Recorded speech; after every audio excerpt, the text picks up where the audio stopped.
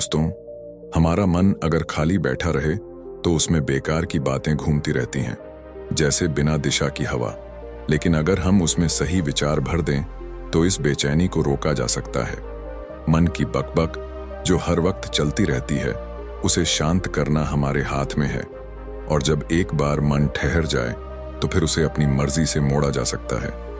तो अगर आप भी इस अनचाही हलचल को रोकना चाहते हैं तो इस कहानी को आखिर तक जरूर सुनिए। किसी कस्बे की बात है। वहां एक युवक रहता था जिसका नाम अजय था। अजय के साथ एक अजीब समस्या थी। उसका मन कभी शांत नहीं रहता था। हर वक्त कोई ना कोई उलझन उसके दिमाग में चलती रहती। नकारात्मक विचारों का ऐसा जाल था कि वह चाहकर भी खुद को रोक नहीं पाता। जब भी वह कोई फैसला लेता, उसका भटकता हुआ मन उसे कुछ और ही करने पर मजबूर कर देता। कभी वह अपने बीते हुए कल के बारे में सोचकर पछताता, तो कभी अनजान डर उसे जकड़ लेता। वह अक्सर खुद से सवाल करता, अगर मैंने उस वक्त ऐसा ना किया होता तो, या फिर सोचता, काश मैं उस काम को अलग तरीके से करता। कभी अतीत के पछतावे में डूब जाता, तो कभी भविष्य की चिंता में घिर जाता। मन में डर बस गया था, अगर आगे कुछ गलत हो गया तो, अगर मैं असफल हो गया तो लोग क्या कहेंगे, कहीं मेरी गलती पर लोग हंसने न लगें। ऐसे ही अनगिनत नकारात्मक ख्याल उसकी सोच पर हावी रहते, उसे बेचैन करते और आगे बढ़ने से रोकते। अजय हमेशा अपने ख्यालों में डूबा रहता था। वह चाहता था कि उसका मन शांत रहे, लेकिन हर वक्त विचारों का तूफान उसे घेर लेता। लाख कोशिशों के बाद भी वह अपने दिमाग को फालतू बातों से खाली नहीं कर पाता था, जिससे उसका जीवन उलझता चला गया। फिर एक दिन किसी ने उसे सुझाव दिया, अगर सच में मन की बेचैनी से छुटकारा पाना चाहते हो तो पास के पहाड़ी इलाके में एक ज्ञानी साधु रहते हैं, उनसे मिलो, शायद वे तुम्हारी समस्या का हल निकाल सकें। यह सुनते ही अजय ने तय कर लिया कि अब उसे उस साधु से मिलकर समाधान ढूंढना ही होगा। यह सुनकर अजय बिना समय गंवाए उस साधु के पास पहुंच गया और अपनी सारी परेशानियां उनके सामने रख दी। साधु ने उसकी बातें बड़े धैर्य से सुनी और फिर मुस्कुराते हुए बोले, तो बताओ, तुम मुझसे क्या सीखना चाहते हो? अजय ने तुरंत जवाब दिया, गुरुदेव, मैं अपने मन को शांत करना चाहता हूं। मैं यह समझना चाहता हूं कि आखिर इसे खाली और स्थिर कैसे किया जाए। मेरा मन हर वक्त उलझनों और विचारों से भरा रहता है, जिससे मैं कभी भी सुकून महसूस नहीं कर पाता। अजय ने गहरी सांस ली और बोला, गुरुदेव, मेरा मन कभी स्थिर नहीं रहता। जब भी मैं किसी काम पर ध्यान लगाने की कोशिश करता हूं तो नकारात्मक ख्याल मुझे भटका देते हैं। मैं एक चीज शुरू करता हूं, लेकिन अचानक किसी और सोच में डूब जाता हूं। मेरा दिमाग हर वक्त भटके हुए विचारों से भरा रहता है और मुझे समझ ही नहीं आता कि यह सब कब और क्यों होता है। फिर काफी देर बाद एहसास होता है कि मैं करने क्या बैठा था और कर क्या रहा हूं। अजय ने विनम्रता से कहा, गुरुदेव, मैं अपने मन को पूरी तरह विचारों से मुक्त करना चाहता हूं। मैं चाहता हूं कि जब तक मेरी इच्छा न हो, कोई भी विचार मेरे मन में न आए। साधु ने शांत स्वर में जवाब दिया, किसी भी समस्या का हल तब निकलता है जब हम उसकी जड़ तक पहुंचते हैं, उसे गहराई से समझते हैं। फिर वे थोड़ी देर रुके और बोले, जिस मन को तुम खाली करना चाहते हो, क्या तुमने उसे वास्तव में कभी समझने की कोशिश की है? अजय ने गहरी सांस लेते हुए कहा, गुरुदेव, मैंने अपने मन को समझने की बहुत कोशिश की, लेकिन जितना मैं इसे जानने की कोशिश करता हूं, यह उतना ही उलझता चला जाता है। यह मेरे लिए एक रहस्य बन गया है।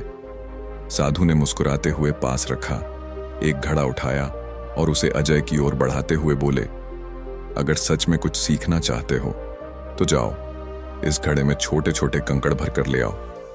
अजय ने बिना कोई सवाल किए घड़ा उठाया और पास के मैदान में जाकर उसमें छोटे छोटे कंकड़ भर लिए।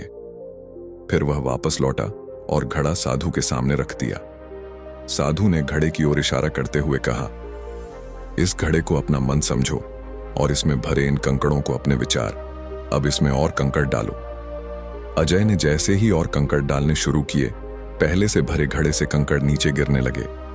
उसने कोशिश की, लेकिन कोई नया कंकड़ अंदर नहीं ठहर पाया। साधु मुस्कुराए और बोले, देखो ध्यान से, अब नया कुछ भी अंदर नहीं आ रहा, बल्कि जो पहले से था वहीं बाहर गिर रहा है। साधु ने शांत स्वर में कहा, यह घड़ा पहले से भरा हुआ था, इसलिए अब इसमें कोई और कंकड़ नहीं आ सकता। अगर तुम्हें नए कंकड़ डालने हैं तो पहले पुराने निकालने होंगे। अजय ने यह सुनते ही सिर हिलाया और उत्साह से बोला, गुरुदेव, अब मैं समझ गया कि आप क्या समझाना चाहते हैं। हमें अपने मन को पुराने विचारों से खाली करना होगा, तभी उसमें कुछ नया आ सकेगा। साधु हल्के से मुस्कुराए और बोले, ठहरो, पहले मेरी पूरी बात सुनो। मन को खाली करने की जल्दी मत करो, पहले यह समझो कि असल में इसे कैसे संभालना है। साधु ने मुस्कुराते हुए कहा, हमारा मन इस घड़े के ठीक विपरीत है। घड़े को तुम कंकड़ों से भर सकते हो, लेकिन मन को विचारों से नहीं। मन तो हमेशा खाली ही रहता है। अजय यह सुनकर हैरान रह गया और बोला, गुरुदेव, आपकी बात मेरी समझ में नहीं आई। अगर मन पहले से ही खाली है तो फिर उसे खाली करने की जरूरत ही क्या है। साधु ने अजय से कहा, अब इस घड़े से एक एक करके कंकड़ निकालो। अजय ने वैसा ही किया। वह धीरे धीरे सभी कंकड़ों को घड़े से बाहर निकालता रहा और आखिर में घड़ा पूरी तरह खाली हो गया। साधु मुस्कुराए और बोले, देखा, जब तुमने एक एक करके सभी कंकड़ों को बाहर निकाला तो घड़ा खाली हो गया। अब तुम इसमें जो चाहो भर सकते हो। साधु ने आगे कहा, अब तुम चाहो तो इसमें नए पत्थर डाल सकते हो, पुराने वापस डाल सकते हो, इसे आधा भर सकते हो या पूरी तरह भर सकते हो। चुनाव तुम्हारा है। अजय ने तुरंत जवाब दिया, गुरुदेव, मैं भी तो यही कह रहा हूं कि मुझे अपने मन को खाली करना है, लेकिन यह तो सिर्फ एक घड़ा है जिससे पत्थर आसानी से निकाले जा सकते हैं। पर मेरा मन, मैं इसे कैसे खाली करूं? साधु ने शांत भाव से कहा, पहले इस घड़े में एक पत्थर डालो और दो निकालो। अजय चौंक गया। उसने हैरानी से पूछा, गुरुदेव, यह कैसे संभव है? जब घड़े में सिर्फ एक पत्थर होगा तो निकलेगा भी एक ही, दो पत्थर कैसे निकाल सकता हूं? साधु मुस्कुराए और बोले, अगर यह संभव नहीं है तो ऐसा करो, घड़े में दो पत्थर डालो और चार निकालो। अजय ने सिर हिलाते हुए कहा, गुरुदेव, यह तो नामुमकिन है।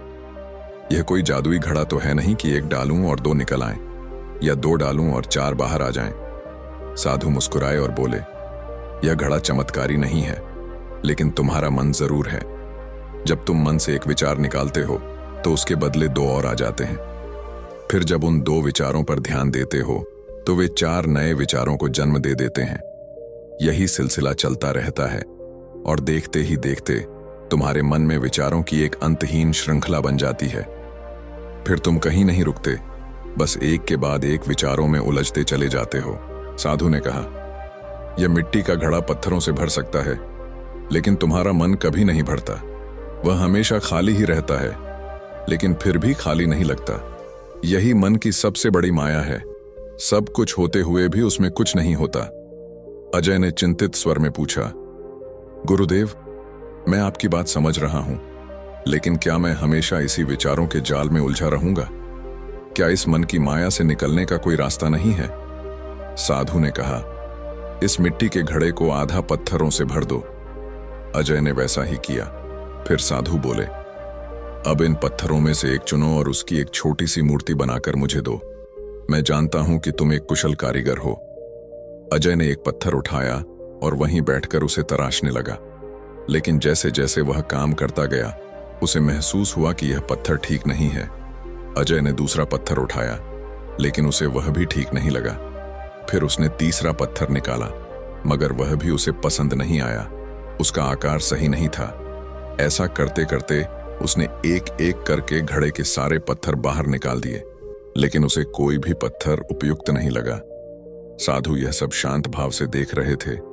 फिर उन्होंने मुस्कुराते हुए कहा, याद है जो पहला पत्थर तुमने निकाला था? साधु ने कहा, अब इसी पत्थर को यह मानकर तराशो कि तुम्हारे पास बस यही एक पत्थर है और कोई विकल्प नहीं।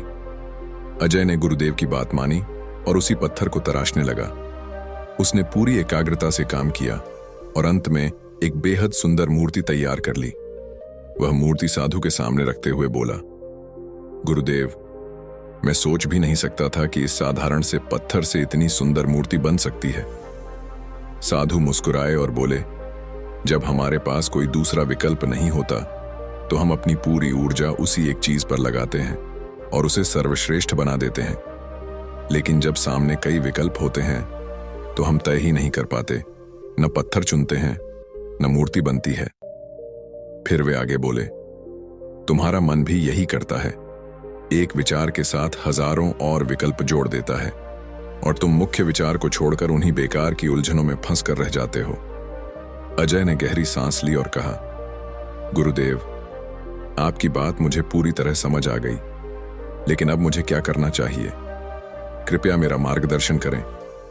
साधु ने उसकी ओर देखा और बोले, मन को शांत और साफ करना कोई आसान काम नहीं है। यह 1 दिन या 2 दिन का प्रयास नहीं, बल्कि एक लंबी प्रक्रिया है। क्या तुम इसके लिए तैयार हो? अजय ने बिना झिझके कहा, जी गुरुदेव, मैं पूरी तरह तैयार हूं, चाहे यह प्रक्रिया कितनी भी लंबी क्यों ना हो। साधु ने गंभीर स्वर में कहा, मन को बेकार की उलझनों से बचाने के 6 तरीके हैं। आओ उन्हें एक एक करके समझते हैं। पहला तरीका यह है कि उन लोगों का साथ छोड़ दो जो तुम्हें कमजोर, असफल या दिशाहीन महसूस कराते हैं। अक्सर हमारे आसपास ऐसे लोग होते हैं जो पद, पैसा या सामाजिक रुतबे में हमसे ऊपर होते हैं। वे अपने अहंकार में हमें तुच्छ समझते हैं और हमारा आत्मविश्वास तोड़ने की कोशिश करते हैं। ऐसे लोगों के साथ रहना ही नहीं चाहिए, क्योंकि वे न तुम्हारे भले के बारे में सोचते हैं और न ही तुम्हारी प्रगति चाहते हैं। साधु ने आगे कहा, ऐसे लोग हमेशा अपने से छोटे लोगों को यह एहसास कराते रहते हैं कि वे महत्वहीन हैं, जिससे उनका आत्मविश्वास कमजोर हो जाता है। यही कारण है कि कई लोग अपने जीवन में कुछ बड़ा हासिल नहीं कर पाते।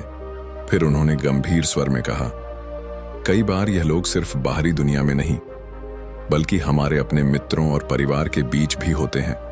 वे हमें बार बार नीचा दिखाने की कोशिश करते हैं, हमारा मजाक उड़ाते हैं और हमें कमजोर महसूस कराते हैं। इसलिए जितना हो सके ऐसे लोगों से दूर रहो। साधु ने गहरी सांस ली और बोले, ऐसे लोग तुम्हारी नजरों में ही तुम्हारी काबिलियत को कम कर देते हैं। वे तुम्हें दिशाहीन बना देते हैं और धीरे धीरे तुम खुद पर शक करने लगते हो।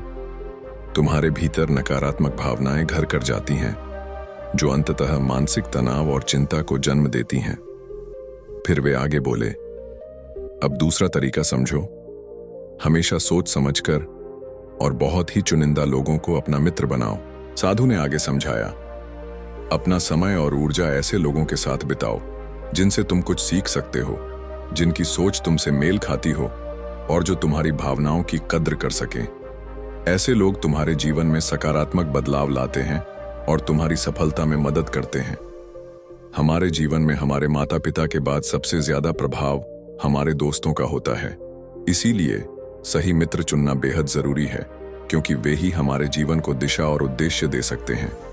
साधु ने गंभीरता से कहा, एक पुरानी कहावत है, तुम उन 5 लोगों का प्रतिबिंब होते हो जिनके साथ तुम सबसे ज्यादा वक्त बिताते हो। अगर तुम्हारे आसपास के लोग ईमानदार हैं तो तुम भी धीरे धीरे ईमानदारी की ओर बढ़ोगे, और अगर तुम्हारे साथ रहने वाले लोग सफलता में अग्रसर हैं तो तुम भी सफलता की राह पर कदम रखोगे। इसका मतलब यह है कि तुम्हारा व्यक्तित्व और जीवन उस माहौल से प्रभावित होता है जिसमें तुम रहते हो। जिस तरह के लोग तुम्हारे साथ होते हैं, तुम धीरे धीरे वैसा ही बनने लगते हो। साधु ने गहरे सोचते हुए कहा, एक प्रसिद्ध दार्शनिक ने कहा था कि अगर मुझे किसी व्यक्ति के दोस्तों के बारे में पता चल जाए तो मैं उसके भविष्य का अनुमान आसानी से लगा सकता हूं। यही सबसे बड़ी सच्चाई है। हमारी मुख्य समस्या यह है कि हम उन लोगों को नहीं कह पाते जिनके साथ हम रहना नहीं चाहते। कई बार हमें न चाहते हुए भी नकारात्मक लोगों के साथ वक्त बिताना पड़ता है। इसलिए सबसे पहले हमें अपने जीवन में ऐसे लोगों को न कहना सीखना होगा जो हमारी ऊर्जा को नष्ट करते हैं। साधु ने गहरी आवाज में कहा, कुछ लोग हमारे जीवन में ऐसे होते हैं जिनके साथ रहकर हमें लगता है कि सब कुछ उल्टा हो रहा है। अगर ये हमारे आसपास ना हो तो शायद हम और ज्यादा खुश रह सकते हैं। इसलिए ऐसे लोगों से खुद को दूर रखना ही समझदारी है। फिर वे आगे बोले, तीसरी बात ये समझो, अतीत को बदलना नामुमकिन है, लेकिन भविष्य को तुम अपने हाथों से गढ़ सकते हो। इसलिए बीते कल पर पछताने की बजाय इस पल में जियो, वही करो जो तुम्हारे नियंत्रण में है, वही सोचो जो आज तुम सुधार सकते हो। साधु ने गंभीर स्वर में कहा, एक बात हमेशा याद रखना, भविष्य को संवारना है तो वर्तमान में जीना सीखो। अतीत में उलझकर कोई आगे नहीं बढ़ सकता। फिर वे आगे बोले, चौथी बात, तुम जो खाते हो वही तुम्हारी ऊर्जा बनती है। अगर शरीर स्वस्थ नहीं रहेगा तो मन भी बेचैन रहेगा। इसीलिए पौष्टिक और शुद्ध भोजन को अपनी दिनचर्या का हिस्सा बनाओ। साधु ने समझाया, जब शरीर कमजोर होता है तो मन भी नकारात्मक विचारों से भर जाता है, लेकिन एक स्वस्थ शरीर में ही संतुलित और शांत दिमाग बसता है। इसलिए अपने शरीर की देखभाल करना तुम्हारी जिम्मेदारी है। फिर वे बोले, पांचवां तरीका है नियमित ध्यान करना। सुबह का समय ध्यान के लिए अच्छा है, लेकिन अगर गहरे ध्यान में उतरना चाहते हो तो रात को सोने से पहले ध्यान करना सबसे प्रभावी रहेगा। साधु ने कहा, रात में सोने से पहले ध्यान करने से नींद गहरी होती है और मन भी शांत रहता है। ध्यान के लिए तुम अपनी सांसों पर ध्यान केंद्रित कर सकते हो या फिर अपने विचारों को बस देखने का अभ्यास कर सकते हो। उन्होंने आगे समझाया, जो लोग अपने मन में उठने वाले विचारों को बस देखते रहते हैं वे आसानी से गहरे ध्यान में उतर सकते हैं। अगर तुम्हें ध्यान करना मुश्किल लगता है तो, साधु ने कहा, हर दिन कुछ वक्त अकेले बिताओ, खुद को समझने की कोशिश करो। देखो कि तुम्हारे मन में किस तरह के विचार उठ रहे हैं और वे क्यों आ रहे हैं। जब तुम खुद को गहराई से समझोगे तभी असली शांति मिलेगी। फिर उन्होंने छठा तरीका बताया, नए नए स्थानों पर जाओ। यात्रा तुम्हें एक नई दृष्टि देती है। एक पुरानी कहावत है, एक लंबी यात्रा 100 किताबों के बराबर ज्ञान देती है। खुद गौतम बुद्ध भी अपने जीवन काल में 9 महीने तक लगातार यात्रा करते रहे। साधु बोले, गौतम बुद्ध के निरंतर भ्रमण का एक कारण यह भी था कि नई जगहों की यात्रा से न केवल ज्ञान बढ़ता है बल्कि मन को भी एक नई ताजगी मिलती है। जब हम किसी नई जगह जाते हैं तो हमारा मन उत्साहित रहता है, विचारों का प्रवाह बदलता है और हम नई दृष्टि से चीजों को देखने लगते हैं। फिर उन्होंने आगे कहा, मन के जाल में मत उलझो, उसे जबरदस्ती खाली करने की कोशिश मत करो। ध्यान करना सीखो, अपनी ऊर्जा को सही दिशा में लगाओ, अपने ध्यान को केंद्रित करो, उसमें एकाग्रता लाओ और जो भी काम कर रहे हो उसे पूरी मेहनत और समर्पण के साथ ऐसे करो जैसे यही तुम्हारा अंतिम कार्य हो। जो भी काम करो उसे ऐसे करो जैसे यही आखिरी अवसर हो। जब अगले विचार पर काम करो तो बस उसी पर ध्यान दो, किसी और चीज में मत उलझो। मन का माया जाल इतना सरल नहीं कि बस चाहने से निकल जाओ, लेकिन ध्यान के अभ्यास से यह संभव है। आज की इस कहानी से तुम्हें जरूर कुछ न कुछ सीखने को मिला होगा।